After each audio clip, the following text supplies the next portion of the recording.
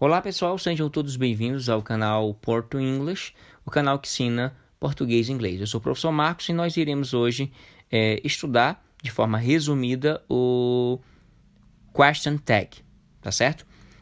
Introdutoriamente, todos nós temos que começar pelos verbos, 3 tipos de verbos. O verbos de estado, verbos de ação e verbos modais. Beleza? Vamos lá. O verbo de estado é is, am, are, was, were. 3 no presente e 2 no passado. Os verbos de ação, eles normalmente vão usar auxiliares. E os auxiliares dos verbos de ação são 3. Do, does e did. Esses 2 para o presente e este para o passado. Lembrando que o does é usado para aqueles 3 mosqueteiros que eu sempre falo, que é para he, she e it. E o do é para o resto e o did é para todos os pronomes. O passado é para todos. E o M de modal são os verbos modais. Vou sinalizar alguns aqui, como can, could, must, should, will. Ok? Can, could, must, should, will. E sabendo disto, nós podemos agora fazer um question tag. Vou colocar com verbos de estado, ok? Verbos de estado. Vou colocar aqui, ele está triste. He is sad. Ele está triste. Qual seria o question tag? Vale lembrar que question tag, na verdade, é o seguinte. Se uma frase está positiva, ela vai ficar negativa para confirmar essa frase. Se ela está negativa, ela vai ter que se transformar numa frase positiva. Seria mais ou menos assim. Você está triste. Eu estou afirmando. Você está triste. Aí eu tenho que negar para confirmar. Não é? Olha que coisa esquisita, antagônica. Da mesma forma, o contrário. Ela não está triste. Está. É mais ou menos assim. Então, quando eu digo he is sad, ele está triste, eu estou afirmando. Então, essa frase está positiva. Simplesmente eu vou transformá-la negativa. Mas para isto, eu tenho que pegar o pronome que iniciou, que é he, colocar no fim. E lembrar que aqui eu tenho um verbo is, que é um verbo de estado. Então, eu faço is, repito ele, e agora eu vou negativar. Para negativar, eu tenho que contracioná-lo aqui. Ó. Isn't he? Tipo, he is sad. Isn't he? Ele está triste. Não está? Só isso. Vou colocar outro exemplo aqui para ficar mais fácil. Vou usar o verbo agora are. Eu já usei o verbo is. Depois eu uso o verbo was. Ele estava aqui. Não, vou botar negativo agora para facilitar. Ele não estava aqui. Estava. Olha só que curioso. Not é negando. Aqui eu vou ter que ter uma frase positiva. Então eu vou pegar o pronome, coloco no fim. E agora eu vou pegar somente e apenas o was, porque o was é afirmativo. Então quando eu digo he wasn't here, ele não estava aqui.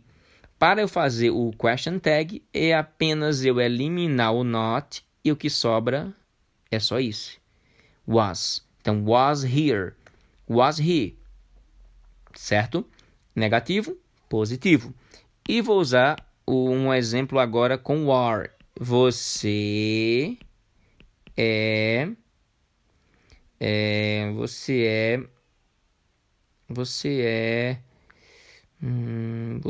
está feliz. Pronto, tá? Você está feliz. Você está feliz. Frase positiva, eu tenho que fazê-la negativa. Então, vou repetir o verbo, colocar o not e botar o pronome no final. Aren't you? You are happy, aren't you? Você é feliz. Você está feliz. Não é? Ok? Então, nós temos 3 exemplos para o verbo de estado. Agora, vamos para o verbo de ação. Vou botar o verbo de ação aqui. Vamos ver. Você ama sua vida. Pronto. You love your life. Você ama sua vida. Esse verbo é um verbo de ação. Amar é um verbo de ação. Então, vamos ver. Se does é para he, she, it, o resto vai usar o quê? Do. Então, simplesmente, eu vou usar do, vou usar o pronome no final, e agora, como essa frase está positiva, eu vou transformá-la em negativa. E negativa em língua inglesa é isso aqui, ó, NT. Fica don't you. Da mesma forma, se essa frase estivesse negando, you don't love. Você não ama. Aqui está negando, aqui vai estar afirmando. Então, eu repito you, esse aqui. E agora, em vez de eu colocar do not, eu elimino not e sobrou o do. Então, eu faço assim, do you. You don't love, você não ama. Aqui eu estou fazendo do you, como falando assim, você ama, certo? Positivo, ama. Que mais? Qual outro exemplo? Vou usar com doesn't agora. Ele... vou usar o mesmo verbo. Ele ama, he loves, ele ama você. Não ama. Se aqui está positivo, aqui vai estar negativo. Se é um verbo de ação, simplesmente eu vou e repito o pronome no final, he, este, sempre vai ser isto, viu? O pronome sempre vai ficar no fim. Então, loves é um verbo de ação. Se é para he, she, it, eu uso does. Então, eu faço does. Agora, eu vou analisar se a frase está positiva. Tá, então aqui vai ter que estar negativo. O negativo em língua inglesa é essa contração aqui. Doesn't he? Ele ama você. Não ama? Pronto. Finalizou a ideia do verbo de estado e de ação. Agora vamos para os modais.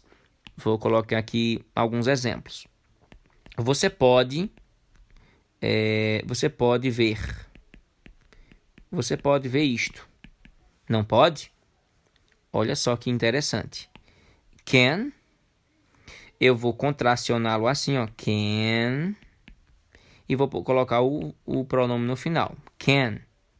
Eu não posso colocar 2 N's, certo? Porque ficaria um duplo N aí. Seria errado. Seria erradíssimo. Então fica can't you.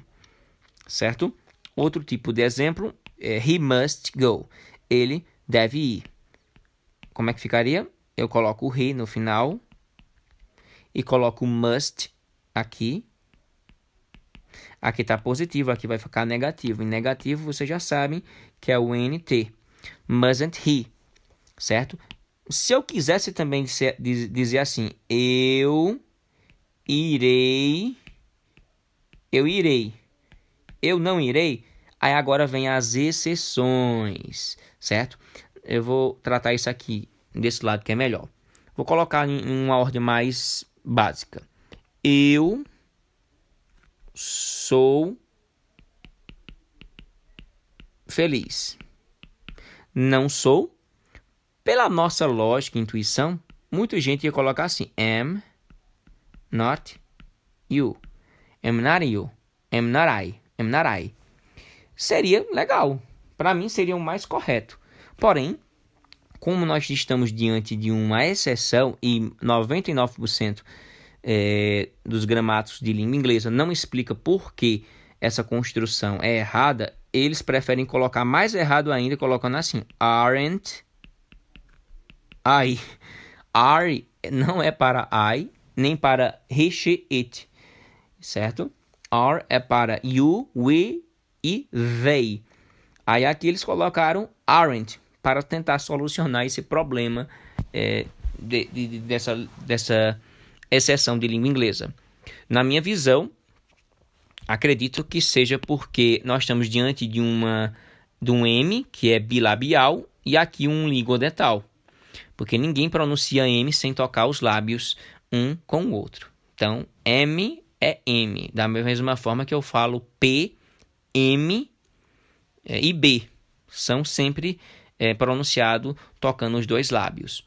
Então, aquela famosa ideia de que a gramática vai se intrometer com a linguística em dizer que antes de P e B vai usar M e antes de T e de D vai usar N, isso aqui é um fenômeno linguístico, não é um fenômeno gramatical, certo? Eu vou usar M antes de P e de B porque ambas as consoantes são bilabiais e o T e o D são linguodentais, simplesmente por isso.